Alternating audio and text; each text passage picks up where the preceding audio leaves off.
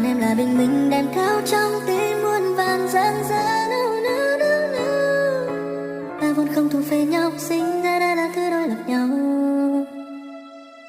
Người nam châm ta có hai cực phút nhưng sẽ đẩy nhau để quay đầu ngược hướng, như là bóng đêm đôi chân sẽ bước lạc nhưng chợt nhận ra khi mặt trời dẫn đường rồi sẽ bùng cháy như những đám tro tàn, hay lại hồi sinh theo từng giọt mưa rơi, như là kẻ mộng du và vương cũng mơ màng rồi chợt tỉnh giấc khi bình minh vừa tới. Anh vội tô màu xanh cho quá khứ, anh lại cam đến đóng băng một nửa, nhưng mà đâu thấy. Trôi ra trên thơ lấp lánh, anh lại ngàn hy vọng dần lại phút biến mất, chẳng có định nghĩa nào là đúng nhất. Hành tinh vẫn cứ xoay thôi, để khi ngày chạm vào đêm đen cuối, cũng như không cách nào để hai ta chung lối. Vạn vật sẽ biến tan cùng em, anh lang thang với trái. Em như là đại dương xanh ngắt khiến bao người ao ước, còn anh là đám lá khô rơi lặng yên. Anh đang đến với quanh em, còn nơi anh tan cho cuốn lấy. Anh là vì sao biến mất khi huy hoàng, còn em là bình minh đèn theo trong tim muôn vàn gian dở. Ta vẫn không thuộc về nhau, sinh ra đã là thứ đôi lập nhau.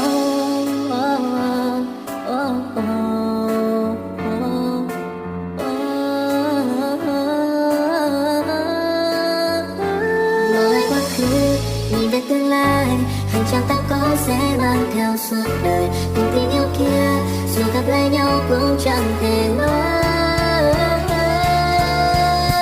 Em như là đại dương xanh ngắt khiến bao người ao ước, còn anh là đám lá khô rơi lặng yên. Anh đang đến với quanh em, còn nơi anh tan cho cuốn lấy. Anh làm vì sao biến mất khi huy hoàng, còn em là bình minh đèn theo trong tim muôn vàn gian dở. Ta vẫn không thuộc về nhau, sinh ra đây là tình đôi lập nhau. There's a stranger in the bed, there's a pounding in the head, glitter all over the room, pink flamingos in the pool, I smell like a minibar, DJ's passed out in the yard, Bobby's on the barbecue, this a hickey or bruise, pictures of last night ended up online, I'm screwed. A few moments later. Halo kawan-kawan semua, kami dari kelompok 6. Di sini kami akan menunjukkan video post pembuatan media pembelajaran kami dari mata pelajaran IPS dengan tema keberagaman budaya Indonesia. Tujuan kami pembuatan video ini adalah untuk memenuhi salah satu mata kuliah, yaitu media dan sumber belajar. Sebelum itu teman-teman, kami akan memperkenalkan diri kami. Saya Rosna Ditya. Saya Maria Putri Samaya Budi. Saya Agus Yudono Darwin. Saya Wawancara Gampang. Saya Maria Sinta Baru. Oke teman-teman, sekian perkenalkan dari teman-teman saya. Selanjutnya mari kita sama-sama menonton dan menyimak video post pembuatan media pembelajaran kami. Teman-teman semua, ini adalah hasil proses pembuatan media pembelajaran kami dengan tema keragaman budaya Indonesia. Waktu dan kesempatan saya persilakan kepada teman saya untuk memperjelaskan manfaat beserta tujuan dari penggunaan media tersebut. Oke, kami akan menjelaskan berkaitan dengan media pembelajaran yang kami buat ini. Nah, sebelum kami menjelaskan dari media ini, kami ingin menjelaskan dulu alasan kami memilih topik ini, manfaat dan juga tujuan dari pembuatan media ini. Nah, yang pertama, kami menjelaskan tujuan kami memilih topik keberagaman budaya Indonesia. Nah, seperti yang kita ketahui bahwa Indonesia ini memiliki keberagaman. Nah, salah satunya itu adalah keberagaman budaya. Nah, penting kita untuk terapkan atau kita ajarkan kepada peserta didik supaya mereka bisa tahu bahwa Indonesia memiliki keberagaman, yaitu keberagaman budaya. Nah, seperti yang kami buat ini adalah keberagaman budaya Indonesia dengan media pembelajaran ini untuk membantu peserta didik untuk bisa terlibat secara aktif dalam proses pembelajaran. Nah, yang kedua adalah tujuan kami membuat keberagaman budaya Indonesia ini adalah yang pertama untuk meningkatkan kemampuan kognitif mereka, yaitu pengetahuan. Nah, dengan menggunakan media pembelajaran ini, siswa bisa secara aktif terlibat dalam materi pembelajaran, yang dimana mereka bisa secara aktif melihat dari baju adat, rumah adat, makanan khas, tarian daerah, alat musik tradisional, dan senjata tradisional. Mereka bisa menarik kartu seperti ini. Dengan seperti ini mereka secara aktif terlibat dalam proses pembelajaran. Nah, itu tujuan dari pembuatan media ini. Dan yang ketiga adalah manfaat. Ada dua manfaat yang kami jelaskan di sini adalah yang pertama, manfaat untuk siswa. Manfaat untuk siswa ini adalah mereka bisa meningkatkan motivasi belajar mereka. Mereka bisa secara aktif. Teman-teman semua, di sini kami akan menjelaskan kegunaan dari media pembelajaran yang kami sudah buat tentang keragaman budaya Indonesia.